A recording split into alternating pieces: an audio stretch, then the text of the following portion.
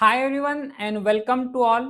तो आज कवर करने वाले हैं नंबर सिस्टम का नेक्स्ट पार्ट को, वो है रिविजिटिंग इरेशनल नंबर। पहले क्लास से कवर करने स्टार्ट करना, क्योंकि हर एक टॉपिक को और फर्स्ट क्लास में ही डिस्कस किए थे कि एक्चुअल में हमारे जो टीचिंग मेथड रहने वाले वो किस तरीके से है, मतलब सिलेबस को कैसे कवर करने वाले हैं। तो आज कवर करेंगे रिविजिटिंग इरेशनल नंबर, जिसमें से इससे रिलेटेड जितना भी कॉन्सेप्ट है वो हर एक कॉन्सेप्ट को इन सिंगल वीडियो में कवर हो जाएगा। ठीक है, स्टार्ट करते हैं फिर इस क्लास को। बाकी क्लास का जो पीडीएफ हो गया टेलीग्राम चैनल में अपलोड हो जाता है, लिंक डिस्क्रिप्शन में दिया हुआ है।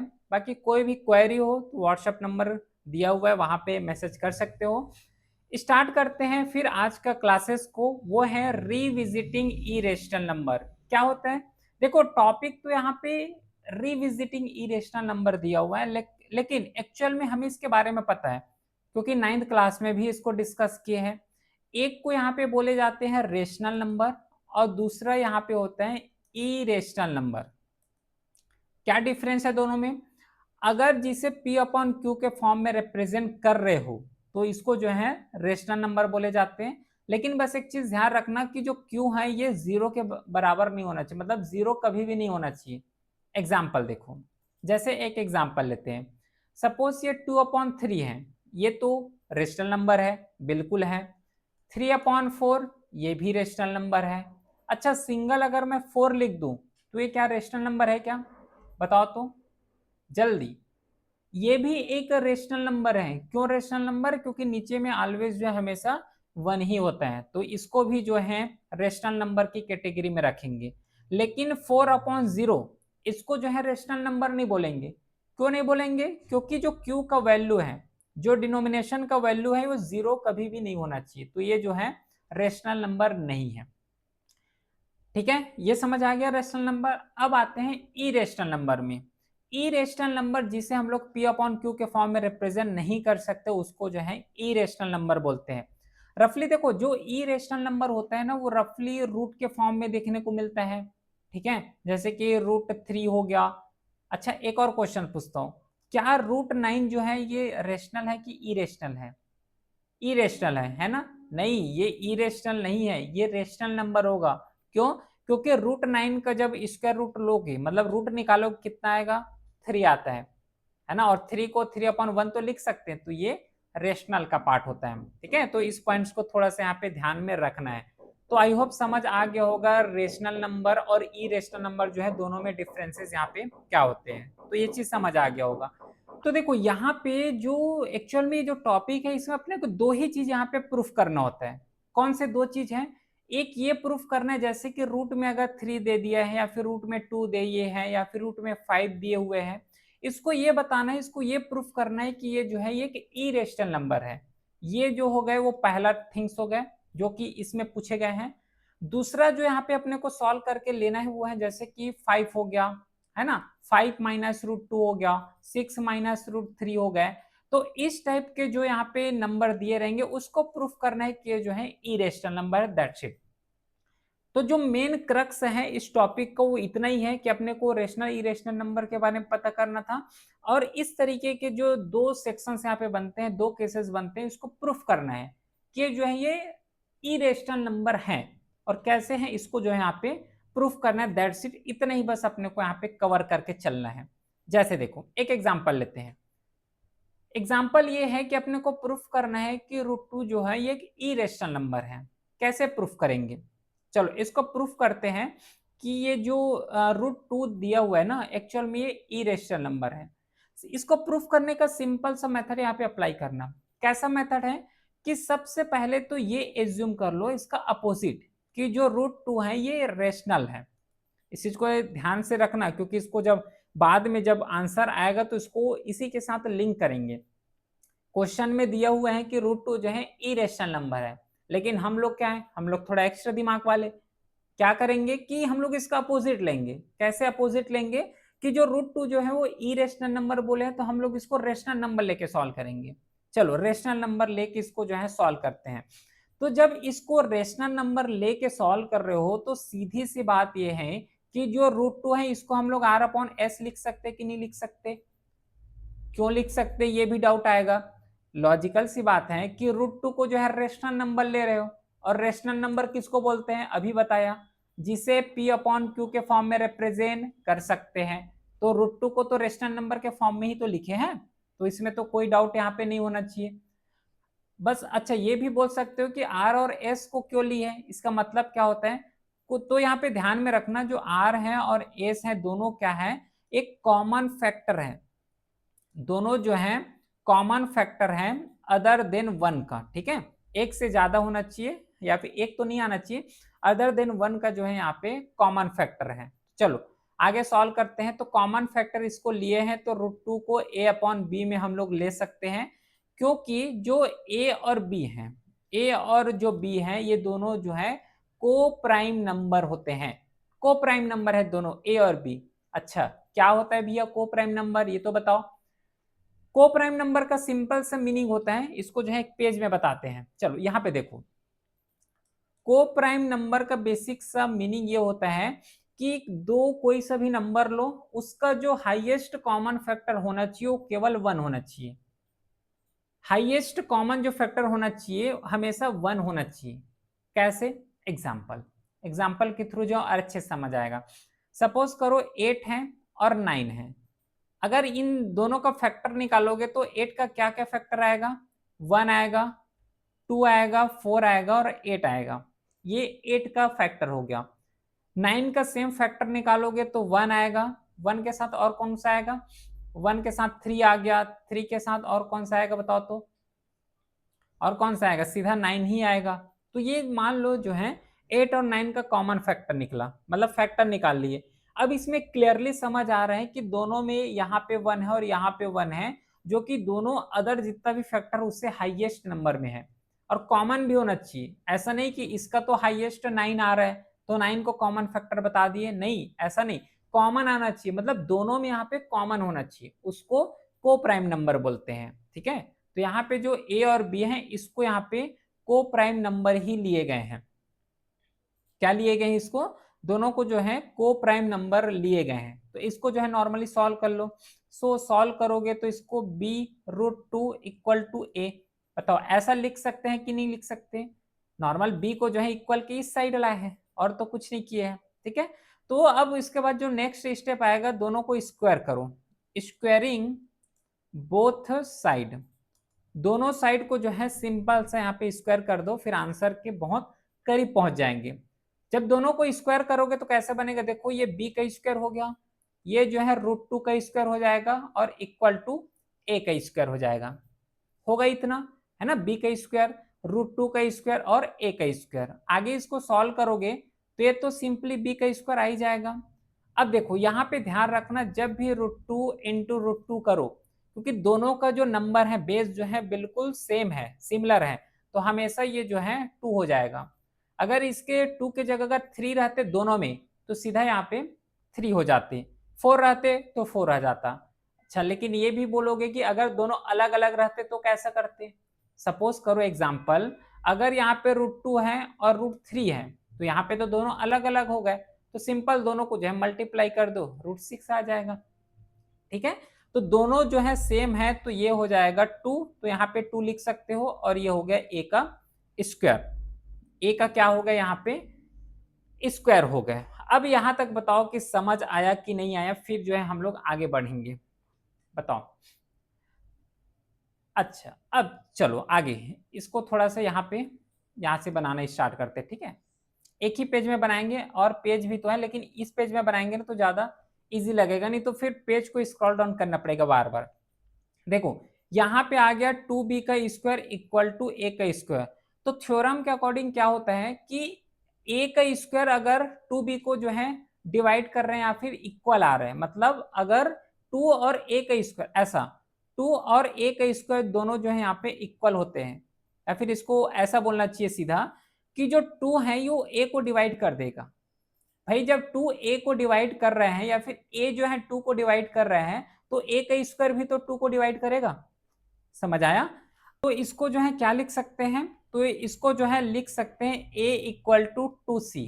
अब ये c कहाँ से आया, c एक्चुअल में एक इंटीजर है, c यहाँ पे इंटीजर का काम करेगा। ये लॉजिक समझ आया ना, ये थ्योरम से आया हुआ है।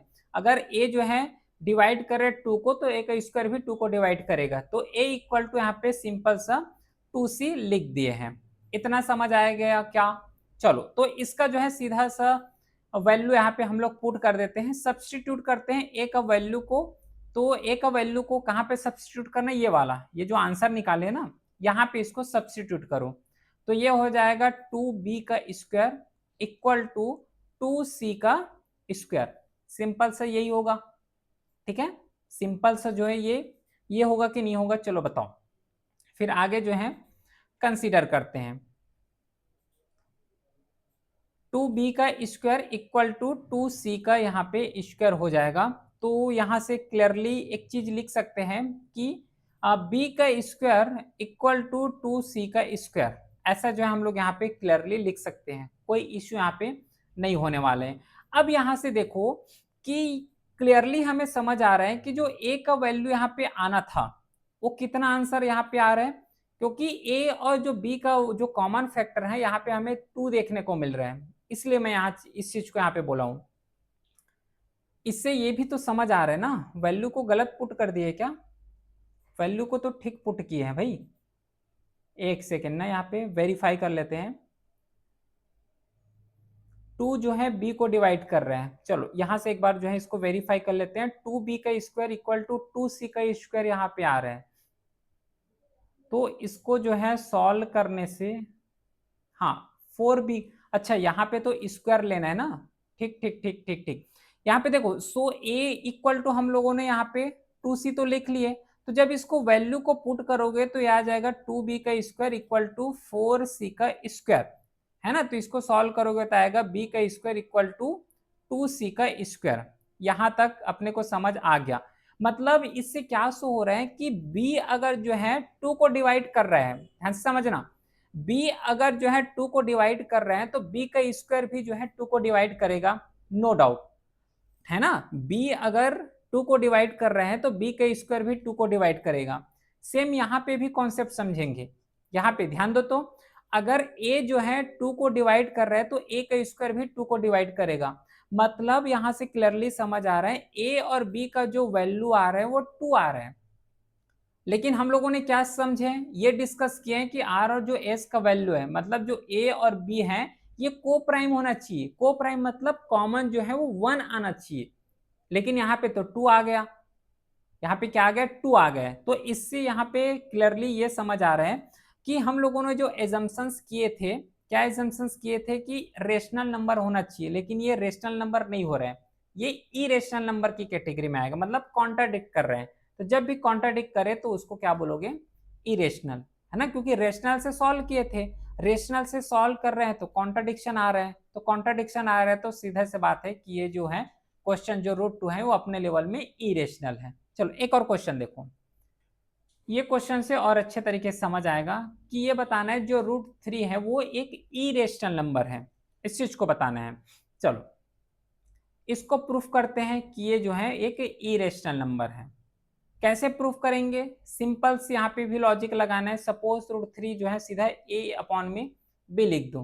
क्यों लिखे है ऐसा, क्योंकि ये हम लोग एज्यूम क्या कर रहे हैं कि रूट 3 जो है एक रेशनल नंबर है, ऐसे ही जो है एज्यूम करके लेके जा रहे हैं। तो ए जो है यहाँ पे क्या हो गया, a अपॉन बी जो कि रेशनल नंबर हो गए हैं, इस चीज को यहाँ पे देखिए। अच्छा एक चीज याद रखना कि a और b जो यहाँ पे कॉमन फैक्टर कितना आना चाहिए, 1 आना चाहिए। यहाँ पे लिखना है कि suppose a and b have a common factor other than 1,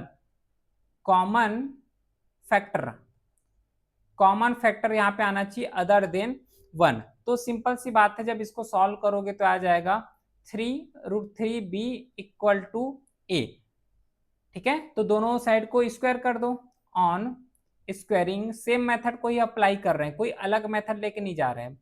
तो ये हो जाएगा √3 का स्क्वायर, यहाँ पे b का स्क्वायर आ जाएगा और इधर जो है a का स्क्वायर आ जाएगा, इतना आया। चलो सॉल्व करते हैं, √3 का स्क्वायर करोगे तो 3 आ गया, b का स्क्वायर ये तो b आ गया और a का स्क्वायर आ गया।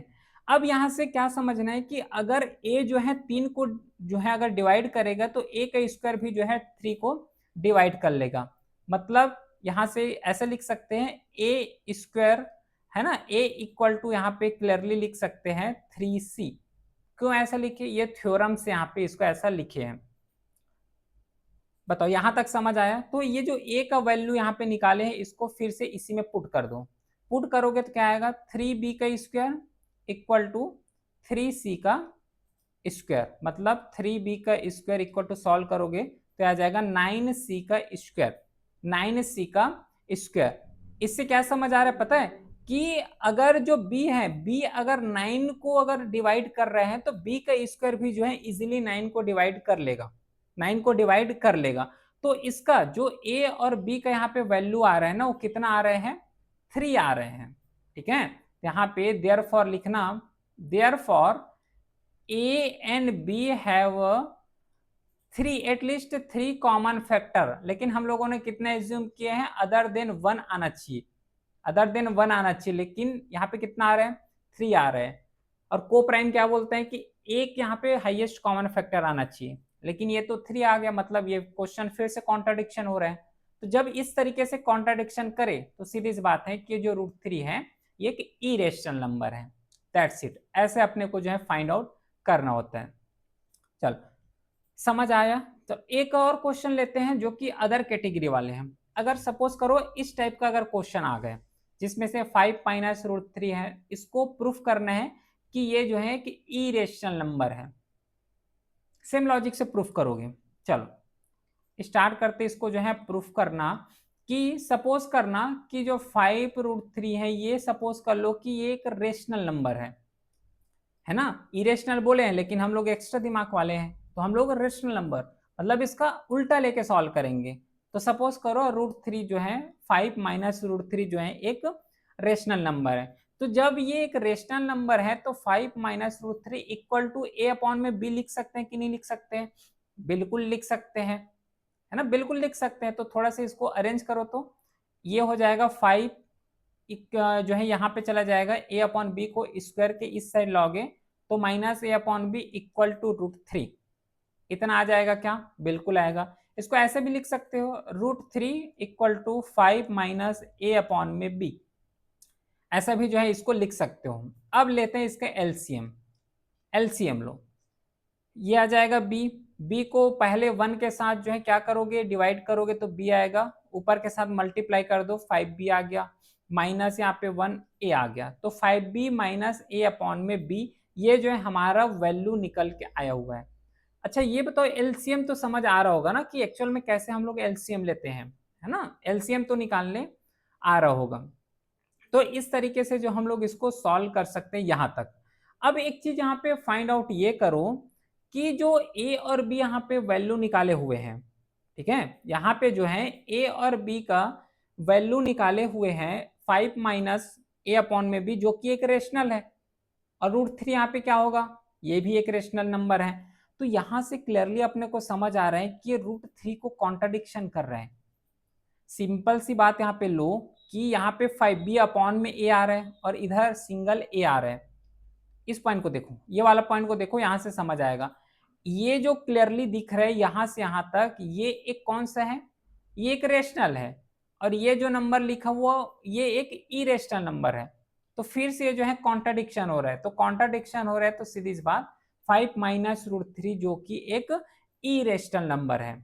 इस तरीके से जो अपने को फाइंड आउट करना है। ठीक है, आई होप जो है समझ आया होगा। ये क्वेश्चंस को एक बार बताना तो आंसर क्या आएगा इसका, है ना, ट्राई करना है इस क्वेश्चंस को।